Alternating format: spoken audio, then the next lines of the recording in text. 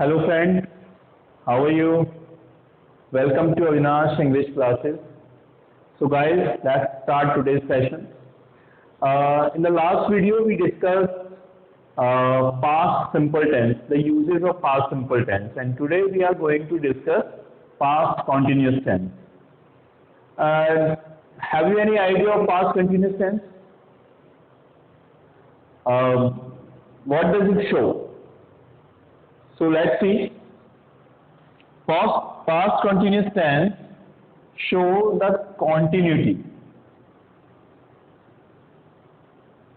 of an action. It shows the continuity of an action in the past at a certain time.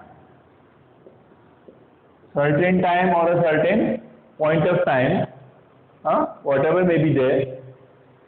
So this shows the continuity of an action in the past at a certain time. Means कोई action है and that is happening in the past, that is taking place in the past, और वो action past में continuously चल रहा है. ठीक है? For example, we write he was watching TV. So this is showing past continuous, and what was he doing? He was watching TV. It means this is the past action that was taking place. He was doing this action. So he was watching TV is the positive sentence for past continuous. Is it clear?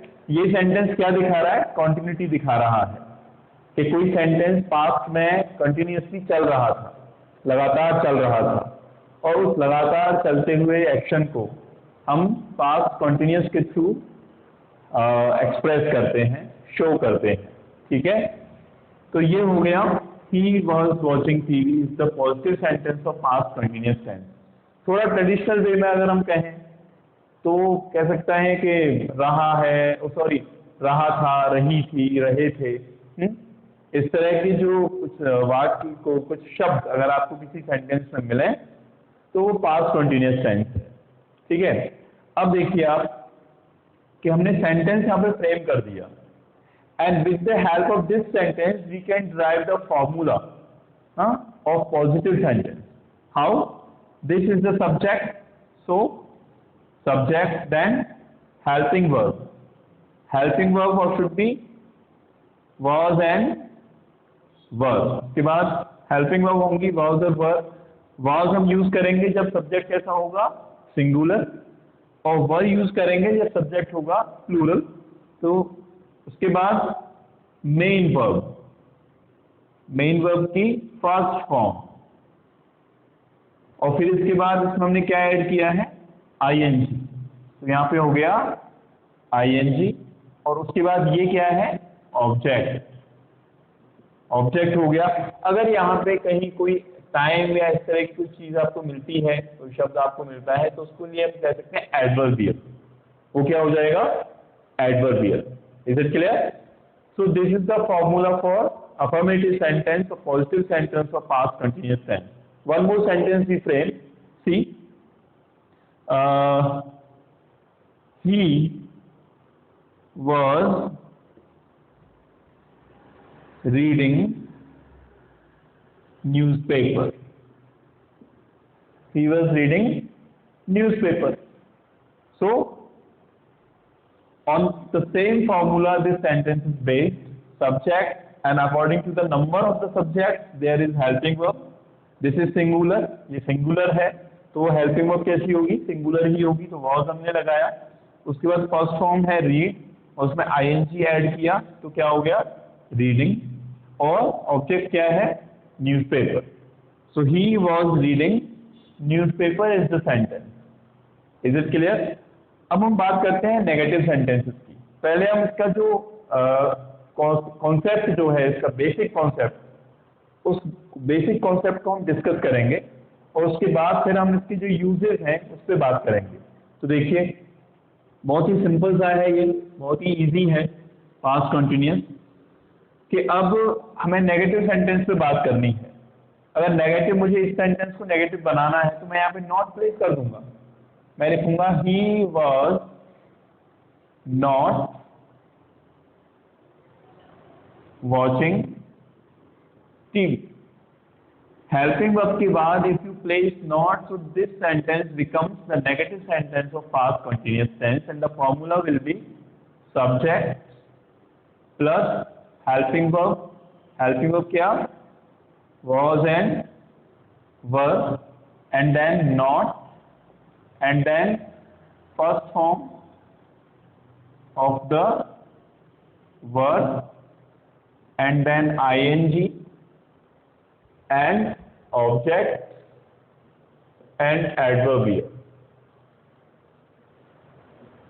okay, subject plus was, were, not, first form, ing, object and adverbial is the formula for negative sentence of past continuous tense। okay, तो बस कुछ नहीं करना, यहाँ जो helping verb ये है इस पे अगर हम नॉट प्लेस कर देते हैं यहाँ पे तो ये नेगेटिव बन जाता है। ठीक है, अब बात करते हैं इंटेरोगेटिव सेंटेंस। इंटेरोगेटिव मैं लिखता हूँ such interrogative that start with helping verb. Helping verbs are was and were। so was she doing her homework। ठीक है, सेंटेंस क्या है? was she doing her homework। ठीक है, ये हो गया। अब मैंने क्या किया इसमें, ये जो was were है, आई मीन जो हेल्पिंग वर्ब है, उस हेल्पिंग वर्ब को बिफोर द सब्जेक्ट प्लेस किया, और जैसे ही हेल्पिंग वर्ब को बिफोर द सब्जेक्ट प्लेस किया और वहां पे क्वेश्चन मार्क पुट अप किया, तो ये क्या हो गया? इंटेरोगेटिव सेंटेंस हो गया। कैसा interrogative? That starts with the helping verb. ठीक है, इसका फॉर्मूला ड्राइव करते हैं अब हम। तो ये तो हो गया हेल्पिंग वर्ब, तो was were हो जाएगा यहाँ पे was and were। उसके बाद ये क्या है? सब्जेक्ट। फिर ये क्या है? वर्ब की फर्स्ट फॉर्म और उसमें ing ऐड करेंगे। फिर क्या होगा? ये क्या है? ऑब्जेक्ट। तो ये ऑब्जेक्ट हो गया, और यहाँ अगर एडवर्बियल है तो एडवर्बियल ऐड करेंगे, नहीं है तो छोड़ देंगे, और लास्ट में क्वेश्चन मार्क। तो ये इंटेरोगेटिव सेंटेंस हो गया पास्ट कंटिन्यूअस टेंस का। मैं एक बार फिर से रिपीट कर देता हूँ। was were plus subject plus first form of the verb plus ing plus object plus adverbial, and in the end question mark will be there. ठीक है, लास्ट में क्या होगा? क्वेश्चन मार्क होगा। तो ये नेगेटिव सेंटेंस हो गया। बहुत ही इजी है। मैं आपसे पहले भी कह चुका हूँ अपने प्रीवियस वीडियोस में कि किसी भी टेंस का जो बेस है, बेस से मेरा मतलब जो पॉजिटिव सेंटेंस है, उस पॉजिटिव सेंटेंस को आप ध्यान रखो, उस पॉजिटिव सेंटेंस का जो फॉर्मूला है वो आप याद रखो, और उसी फॉर्मूले के बेसिस पे सारे के सारे जो टाइप्स हैं और सेंटेंसेस के वो सारे फ्रेम हो जाएंगे, है ना। तो हम भी उसी फॉर्मूले में ज़रा सा आगे पीछे कर रहे हैं, और हमारे जो सेंटेंस टाइप है वो हमारे सामने आ रहा है, automatically it is coming before us. तो ये इंटेरोगेटिव हो गया। अब इसी को इंटेरोगेटिव नेगेटिव अगर हमें बनाना है तो ये जो सब्जेक्ट है इसके बाद हम क्या लगा देंगे? नॉट। तो यहाँ सब्जेक्ट है, यहाँ पे फर्स्ट फॉर्म और ing है, अगर इनके बीच में हम नॉट लगा देते हैं तो ये नेगेटिव इंटेरोगेटिव बन जाएगा।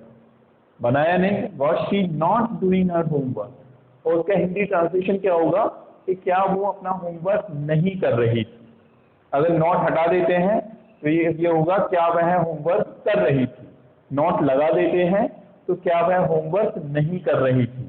और अगर इस was को यहाँ से उठा के यहाँ लगा देते हैं, ठीक है, और ये इधर ये नॉट को हटा देते हैं, अगर हम ऐसे लिखते हैं she was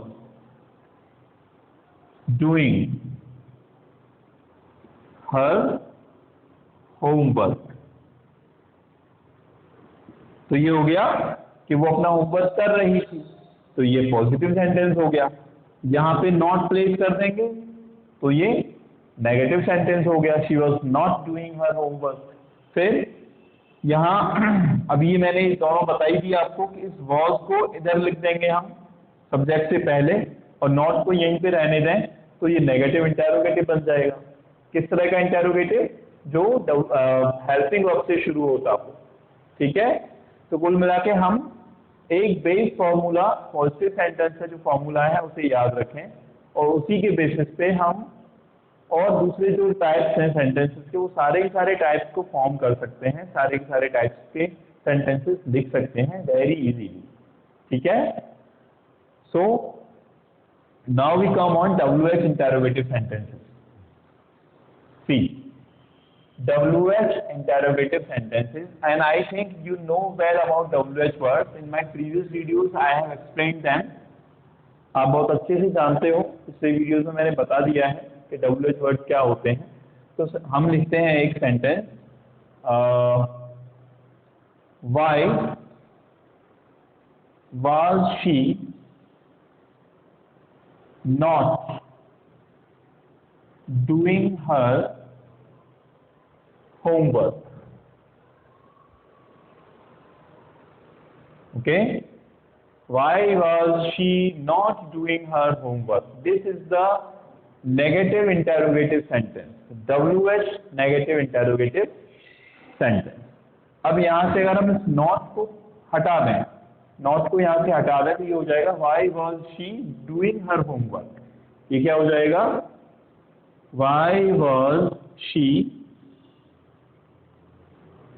doing her homework?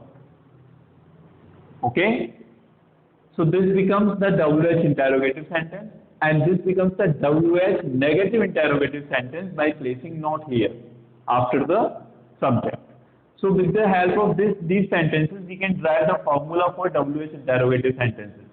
See, first of all, WH word, then helping verb was and verb, then subject, and then be first,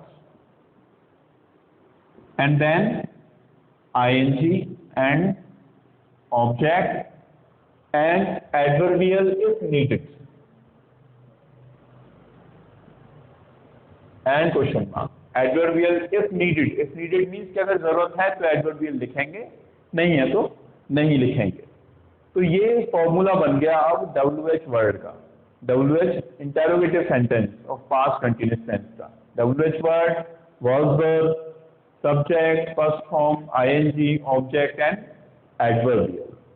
Is it clear? तो ये है basic concept of past continuous tense, ठीक है। Basic concept आपको मालूम होना चाहिए। Now we come on the usages of this, okay. So C,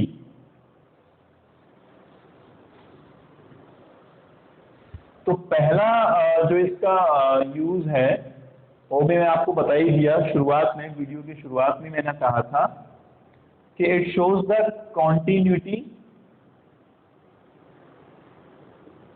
of an action in the past. ये क्या बताता है? किसी भी एक्शन में कंटिन्यूटी है, कोई एक्शन कंटिन्यूसली चल रहा था, कब? पास्ट में, है ना। पास्ट में चलते हुए किसी एक्शन को शो करने के लिए पास्ट कंटिन्यूअस टेंस यूज होता है। लिखते हैं हम एक सेंटेंस कि I was teaching you yesterday, ठीक है।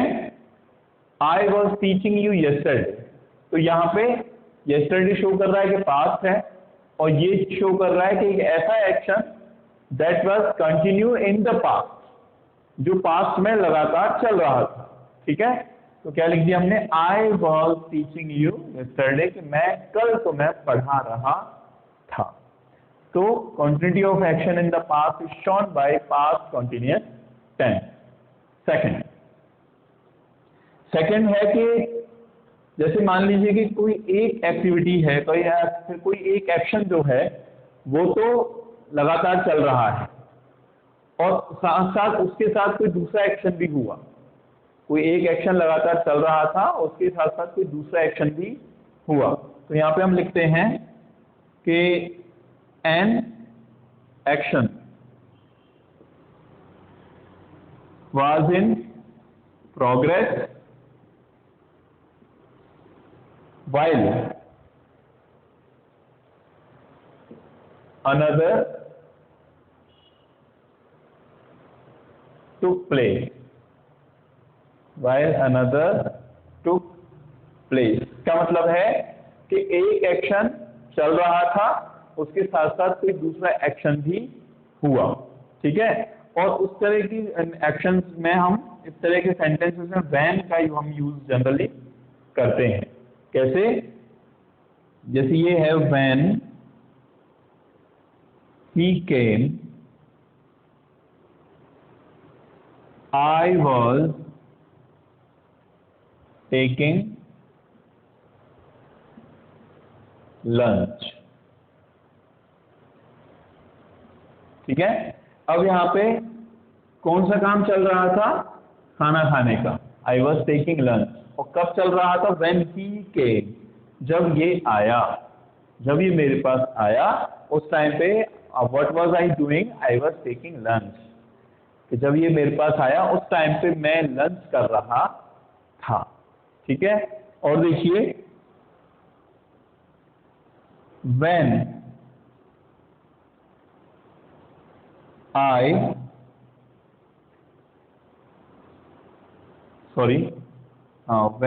was crossing the road, I saw a snake. When I was crossing the road, I saw a snake. कि जब मैं रोड क्रॉस कर रहा था उस टाइम पे मैंने क्या देखा? एक सांप देखा, ठीक है।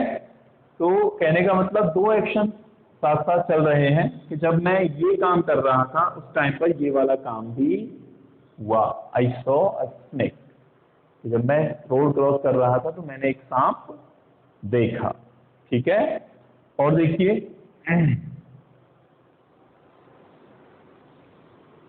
एक sentence, when she heard a cry, she was reading a book. When she heard a cry, she was reading a book. कि जब उसने एक आवाज सुनी उस टाइम पे वो क्या कर रही थी? वो एक किताब पढ़ रही थी, ठीक है। तो अब यहाँ पे ये क्लियर हो गया कि दो एक्शन है ना, जब कोई एक एक्शन चल रहा था उसी टाइम पे दूसरा एक्शन भी हुआ, ठीक है। तो ये हो गया when she heard a cry, she was reading a book। अब नेक्स्ट पे चलते हैं, नेक्स्ट यूज देखिए।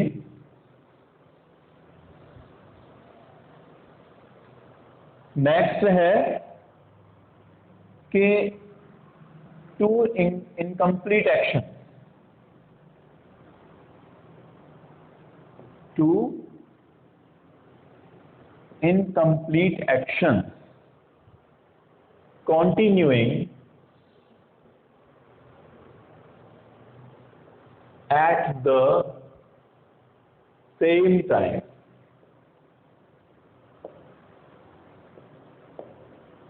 देखिए अभी तो ये था कि एक एक्शन चल रहा था और एक एक्शन खत्म हो गया है कि when she heard a cry। देखिए मैं यहाँ पे फिर से आपको लिखता हूं, when she heard a cry, she was reading a book। देखिए कि when she heard a cry, she was reading a book। तो ये जो एक्शन है ये तो कॉन्टिन्यूस में था, कॉन्टिन्यूटी में था, लगातार चल रहा था। और ये वाला एक्शन हुआ और होकर के खत्म भी हो गया किसी के चीखने की आवाज सुन, ठीक है, हो गया। लेकिन उस टाइम पे ये जो एक्शन था वो लगातार चल रहा था। तो यहाँ तो एक एक्शन तो होके खत्म हो गया, दूसरा लगातार चल रहा था। लेकिन यहाँ पे जो है कि दोनों ही एक्शंस इनकम्प्लीट हैं, इसका मतलब दोनों ही एक्शंस आर इन कंटिन्यूटी, दोनों ही एक्शंस लगातार चल रहे हैं। देखिए, और इसको हम शो करने के लिए वाइल का यूज करते हैं। किसका यूज करते हैं? वाइल। वाइल को कंजंक्शन के रूप में यूज करते हैं अगर दोनों ही एक्शंस कंटिन्यूटी में हैं, लगातार चल रहे हैं। कैसे? I was watching TV while my father was reading newspaper। देखिए, अब यहाँ पे दो एक्शंस हैं। एक तो कि मैं टीवी देख रहा था, तो ये टीवी देखने वाला एक्शन है। दूसरा, मेरे जो फादर हैं वो न्यूज़पेपर पढ़ रहे थे, तो एक ये एक्शन है। और दोनों के दोनों इनकम्प्लीट एक्शंस हैं। Both the actions were in continuity, दोनों ही एक्शंस कॉन्टिन्यूटी में थे, चल रहे थे। तो उसको शो करने के लिए पहले तो हम यहाँ कंजंक्शन वाइल यूज करेंगे और फिर दोनों ही एक्शंस को पास्ट कंटिन्यूअस में लिखेंगे। आई वॉज वॉचिंग टीवी, मैं टीवी देख रहा था। While my father was reading newspaper, जबकि मेरे फादर न्यूज़पेपर पढ़ रहे थे। तो इसका मतलब कि इस तरह की कंडीशंस को भी ये टेंस शो करता है जब दो एक्शंस हैं और दोनों ही एक्शंस कंटिन्यूटी में हैं, दोनों ही एक्शंस लगातार चल रहे हैं या चल रहे थे। ठीक है। नेक्स्ट एक और, चलिए एक और सेंटेंस में आपको बता देता हूं कि I was reading a book while my brother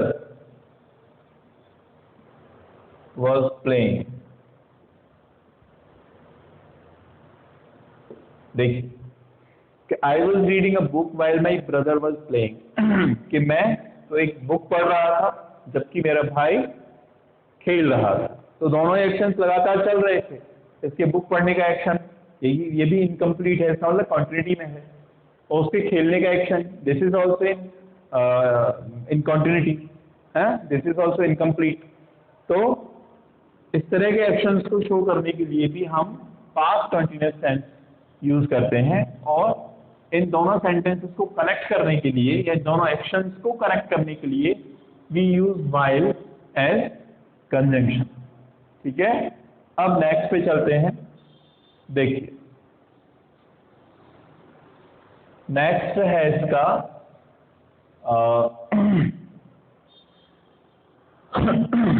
जैसे कि मैंने आपको प्रेजेंट कंटिन्यूअस में बताया था, प्रेजेंट कंटिन्यूअस में मैंने आपको बताया था कि ऑलवेज या कॉन्स्टेंटली, ठीक है, या परपीचुअली,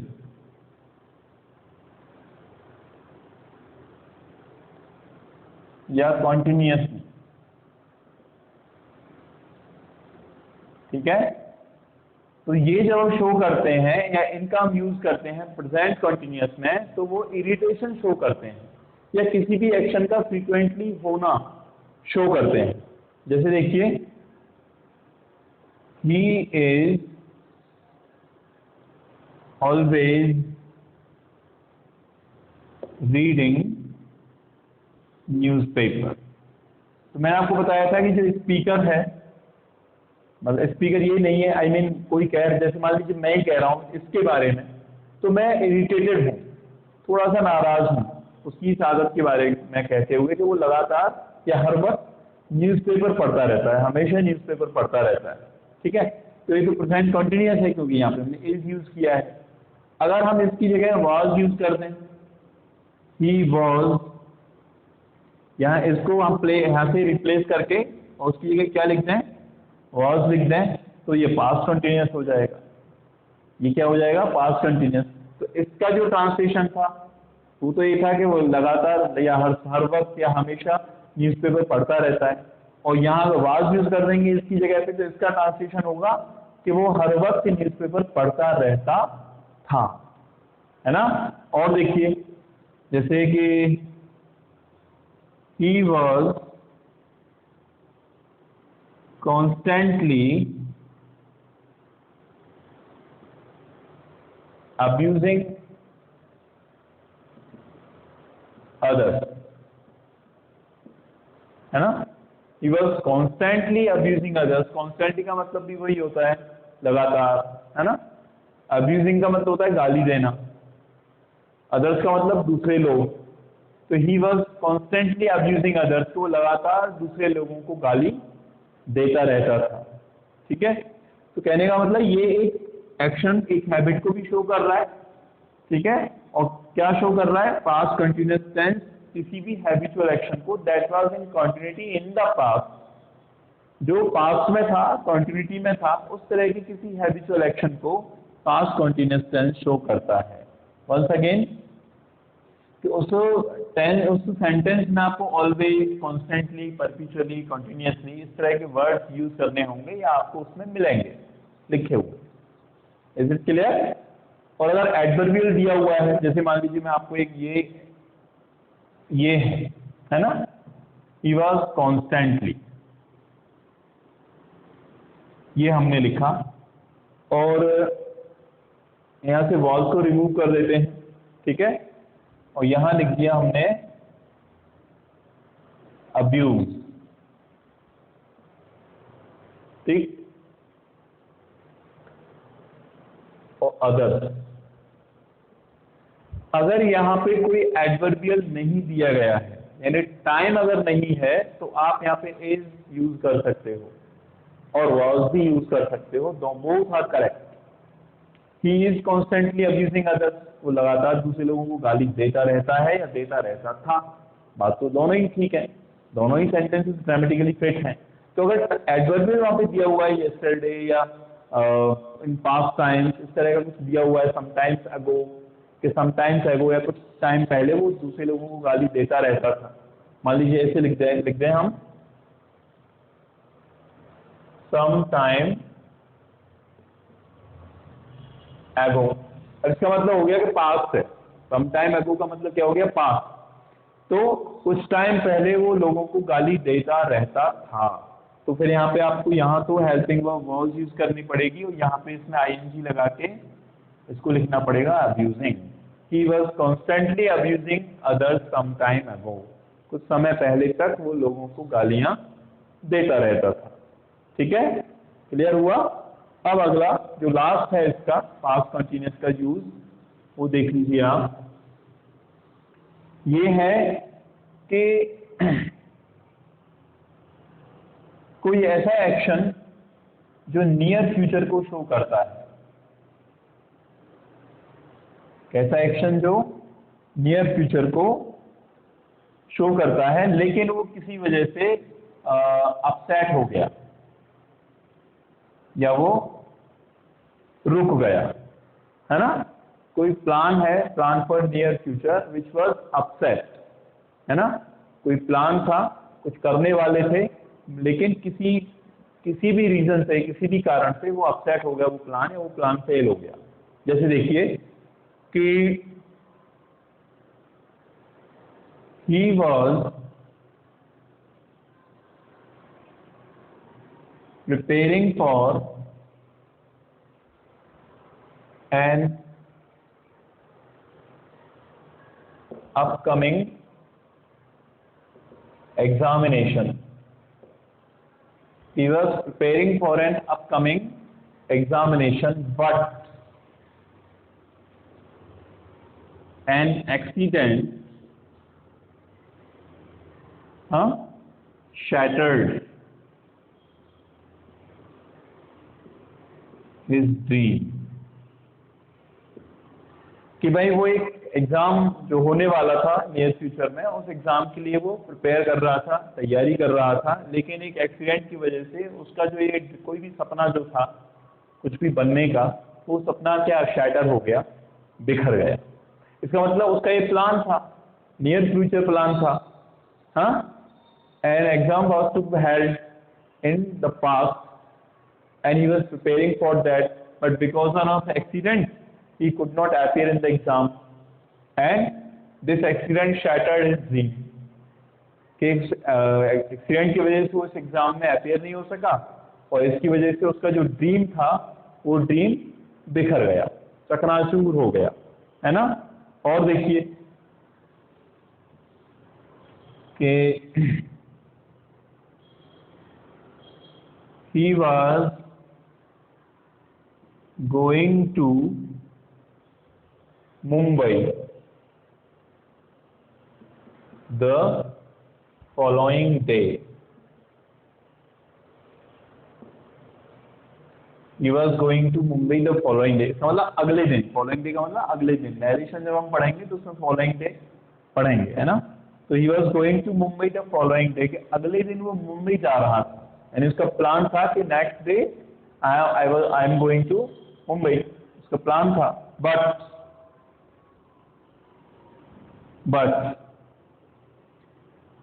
बिकॉज ऑफ heavy rainfall,